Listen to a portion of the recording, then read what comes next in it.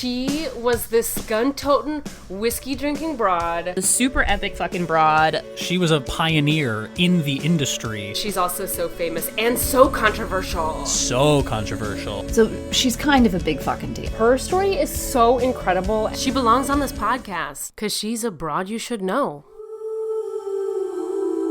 Hello and welcome to Broads You Should Know, the podcast about amazing and noteworthy women from history. I am your host, Sara. And listeners, I am here. Life has been extraordinarily busy for me lately. If you know me personally, you know I'm rehearsing a play, and work has also been busy, and I'm also raising money for a breast cancer fundraiser coming up on October 20th. If you're in LA, you should come to it. But things have been a little over busy, more so than I planned. And I have been kind of a neglectful host to you. And I haven't been able to pull enough time together to bring you new broads very much, for the last couple weeks at least. And I feel really bad about it because bringing you broads is one of my favorite things that I do. And it makes me really sad when I am not able to get that for you every single week. But if you're one of those people who looks forward to a new broad every week, I'm so sorry for that.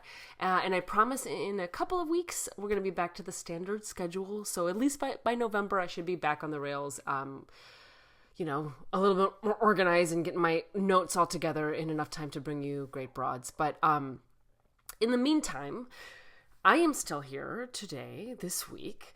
And this technically is a new episode still because you know what?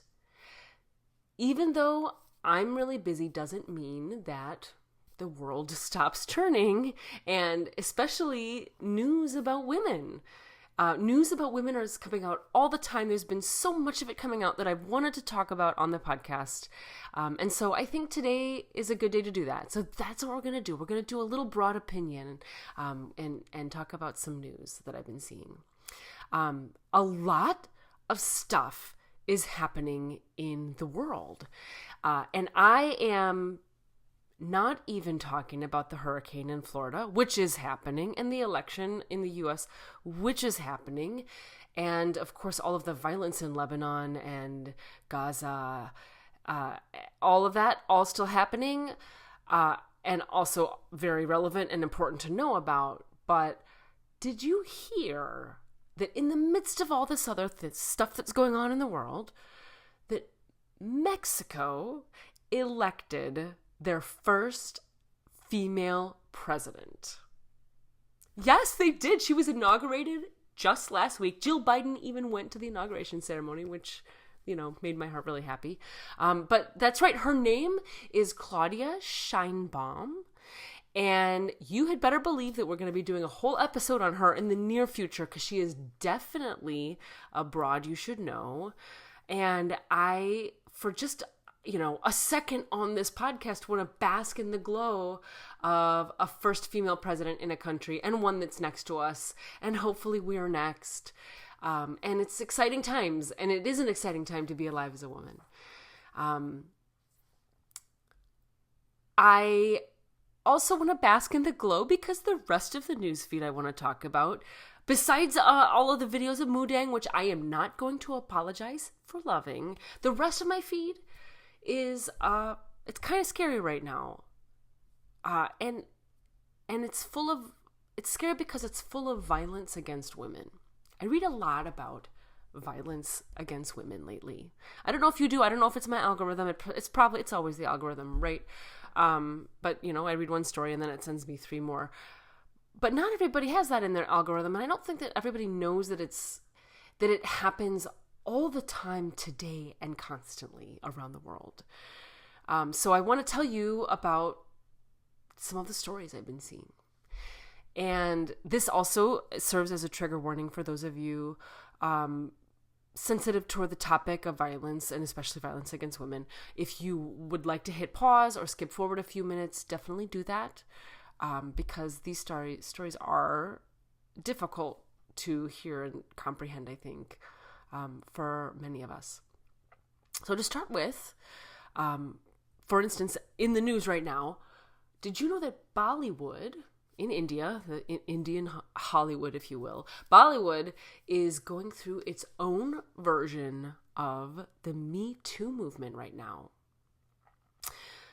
In case you thought that only happened in Hollywood, here in LA, or it was just Harvey Weinstein, no, it happens everywhere, and there is a reckoning happening in India right now. So I am looking forward to seeing whether or not these protests lead to longer standing changes for everybody working in the industry, and especially women. Violence against women in India is still pretty high, and Bollywood is no exception.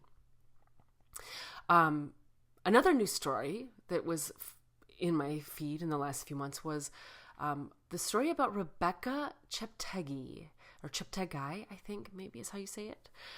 She is the Ugandan Olympic runner who tragically succumbed to her injuries after her ex-boyfriend doused her in gasoline and lit her on fire in Kenya. And one of the articles I was reading about that tragic story, she came home from the Olympics with medals, I believe, in hand, and she was burned to death, like burned live by her ex-boyfriend.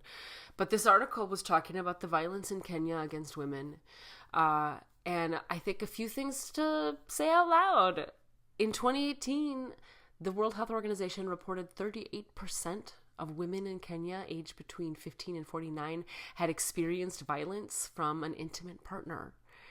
A government report in Kenya found 41% of married women had experienced physical violence.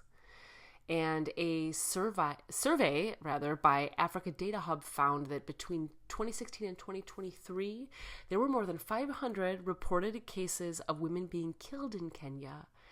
And in 75% of cases, killings were committed by a person who knew the murdered woman, an intimate partner, relative, or friend. And this next story, this is the super trigger warning story, because it is a story of rape. But I don't know if you guys have been reading about the trial in France right now, the rape trial going on in France.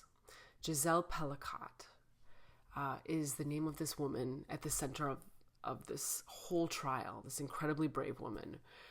And Giselle met the love of her life at 19 and married him and built a lifetime with him, children, grandchildren, the whole nine, right?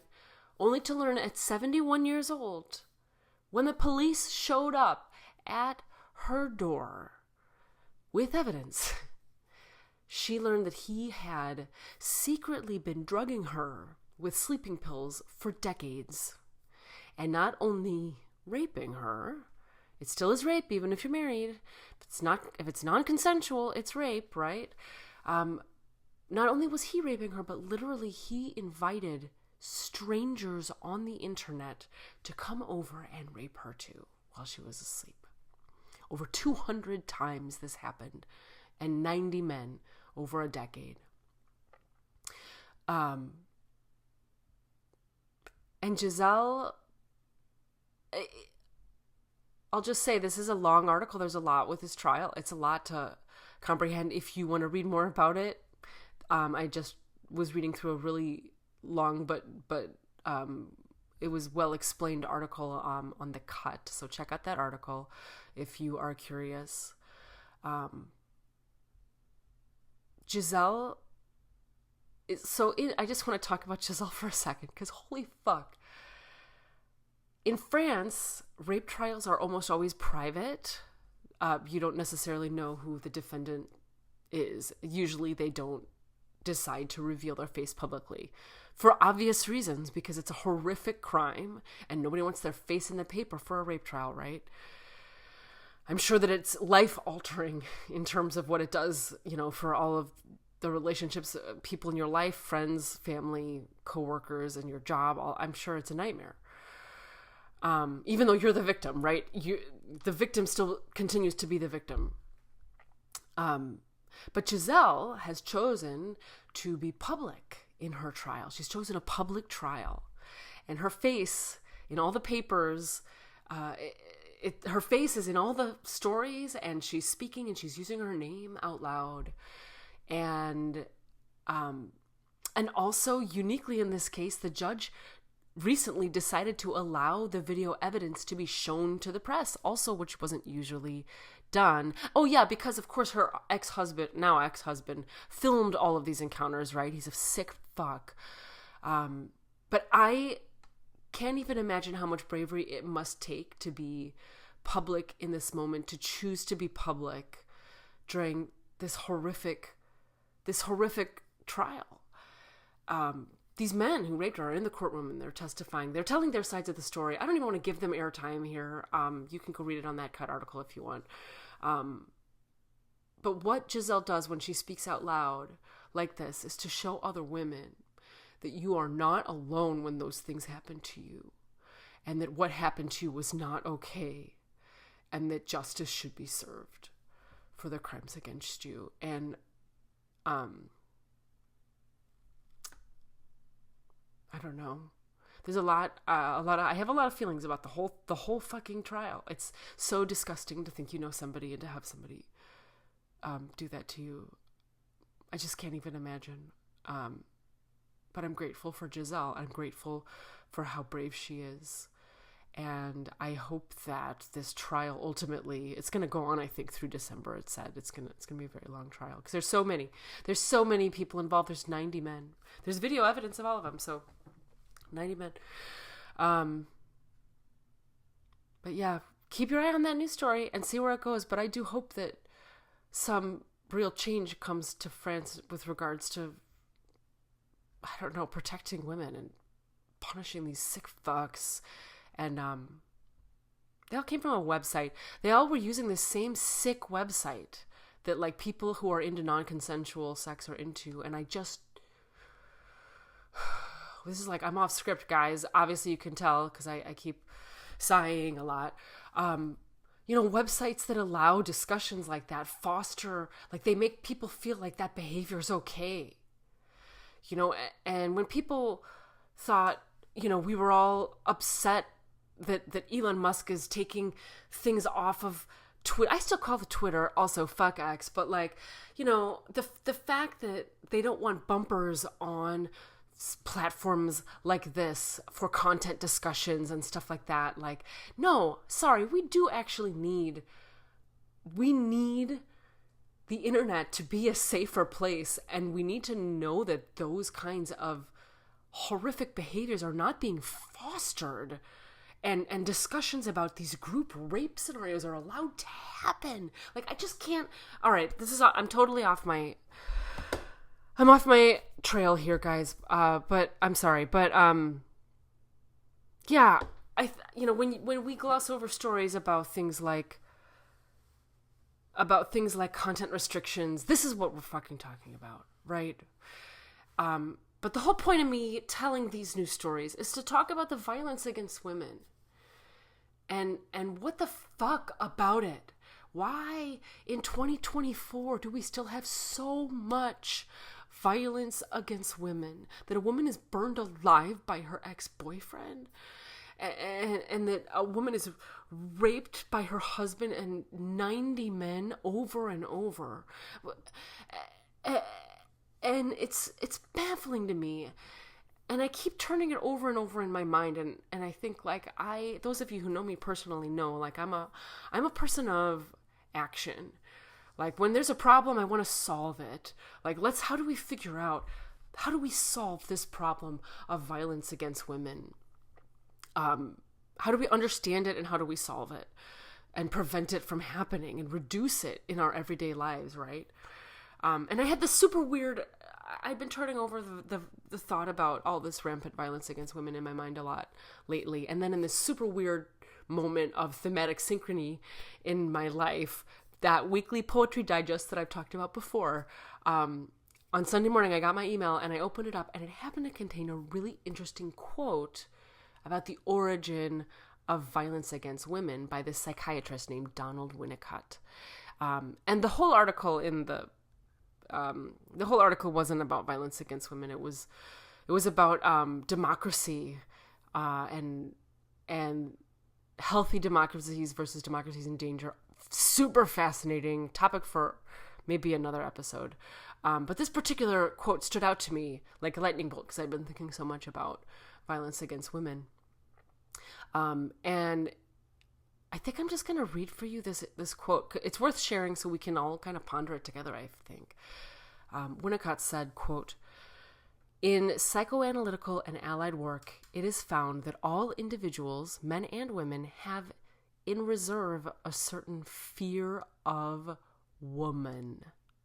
This fear of woman is a powerful agent in society structure, and it is responsible for the fact that in very few societies does a woman hold political reins. It also is responsible for the immense amount of cruelty to women, which can be found in customs that are accepted by almost all civilizations. The root of this fear of woman is related to the fact that in the early history of every individual, there is a debt to a woman. The woman who was devoted to that individual as an infant, and whose devotion was absolutely essential for that individual's healthy development.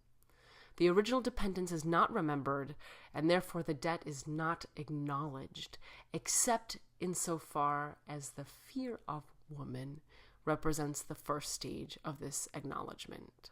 End quote. Now, I will be the first person to say I'm not a huge fan of psychoanalytics. I find a lot of it dense and pedantic and hard to apply. I think that notion of the fear of woman sticks with me somehow, and that why commit violence? It's because you're afraid. It's because you're afraid of that person somehow deep down inside. And that, for some reason, I don't know, that feels like a deep truth to me.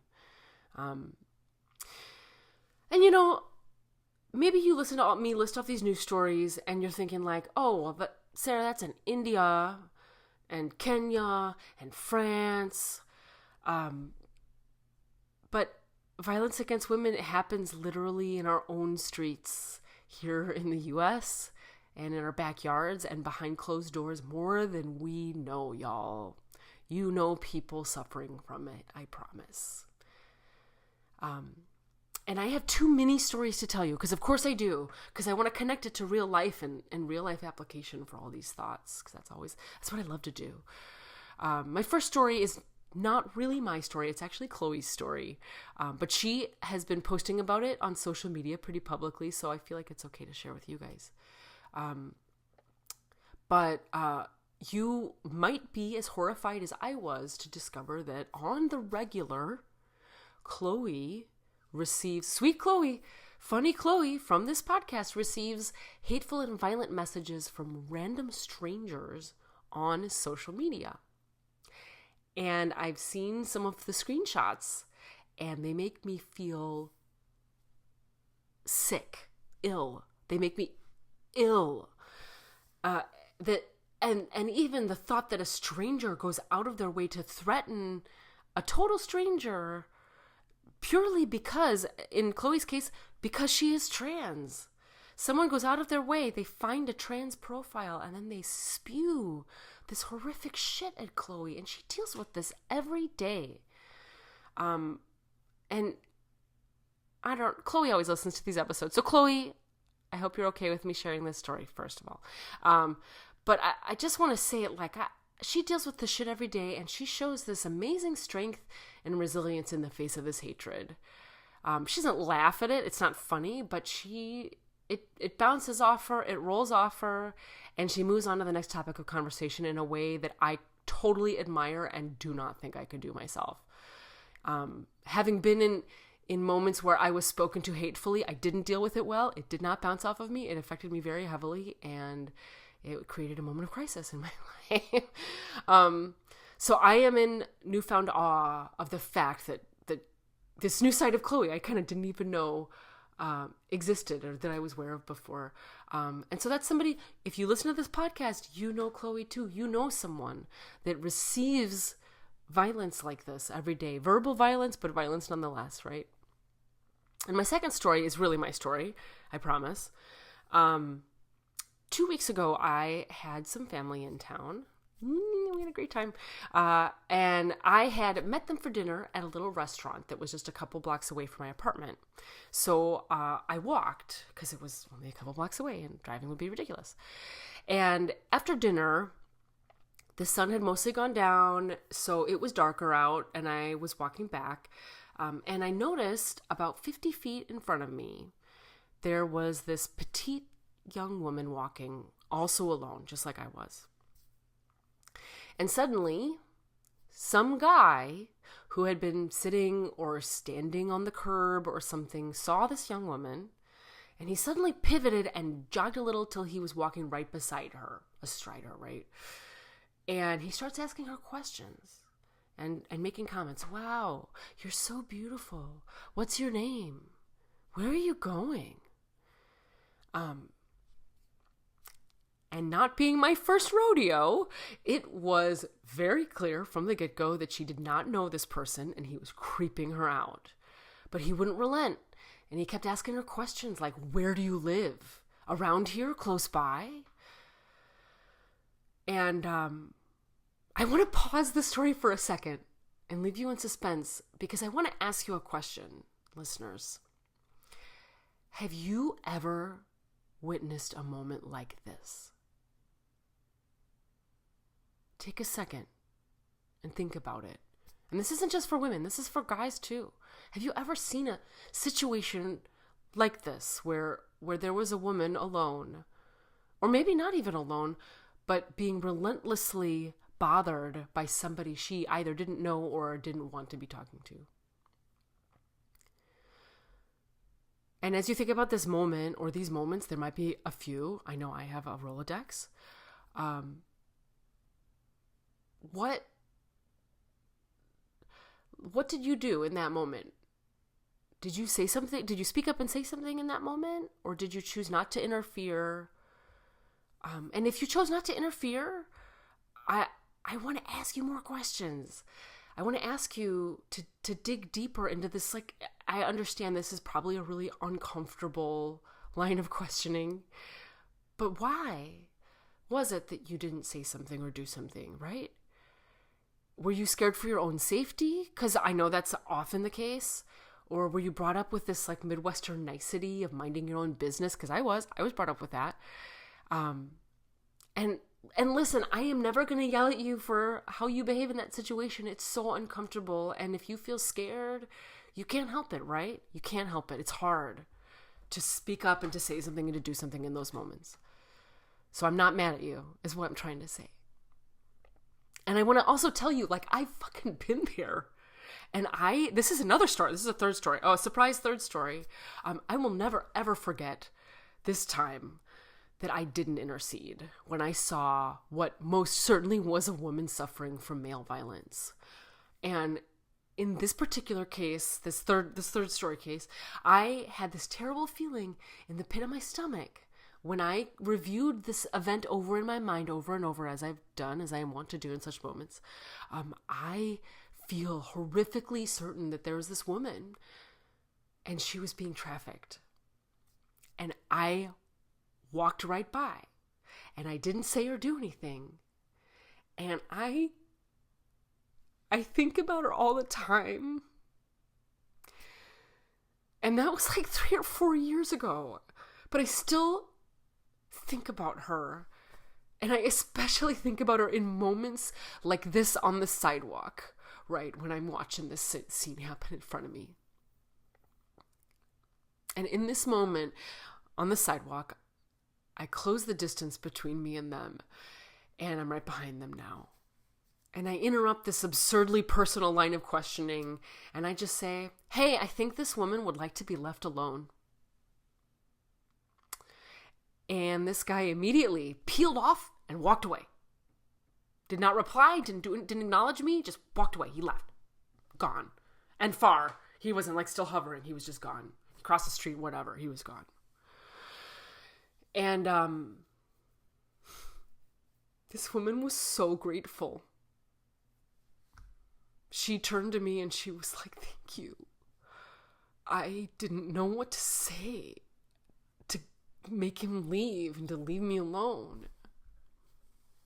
And she could breathe again. I could tell she was like breathing again. And I just was really, really fucking glad that I was walking down the block at that random moment. Because you don't know what the next moment after that is. And maybe it's just mild harassment. But maybe it's violence against a woman again. And so, pondering violence against women, I just want to say, I think that it's everybody's job to police that shit. And it's not comfortable. It's uncomfortable. It's the opposite of comfortable.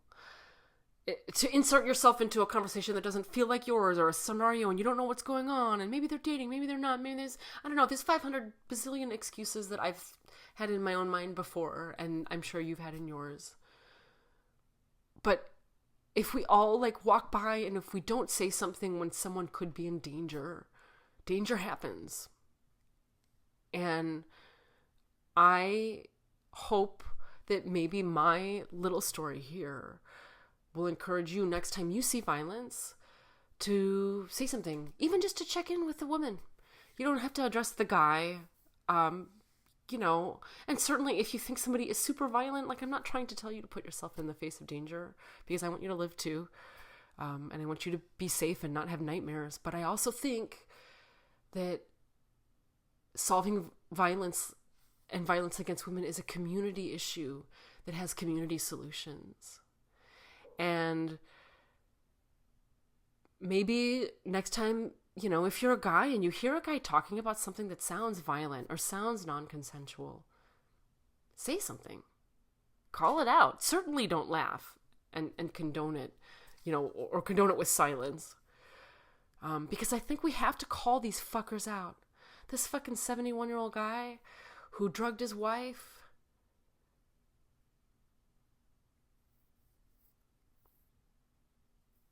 We have to say something. And when something's not okay, when something feels off, I think we can trust ourselves to know when something feels great and when something feels not great, or safe and not safe. And I think we can be there for each other, even for strangers. So, there you have it. That's my half impromptu, off the notes, broad opinions episode. And if you have thoughts about it, if you have responses to it, I would love to hear from you. I'd love to hear if you have anything to add to the conversation or your own stories. I think telling stories helps embolden all of us to not feel alone and to feel that like bravery of community, right? So message me, email me at broadsyoushouldknow@gmail.com, or comment on social. And as always, I love having you here, listeners. And soon I will be back with Claudia Sheinbaum's episode, the new president of Mexico. Very excited to talk about her. And in the meantime, I hope you guys have a great week. And we'll see you next week for another Broad You Should Know.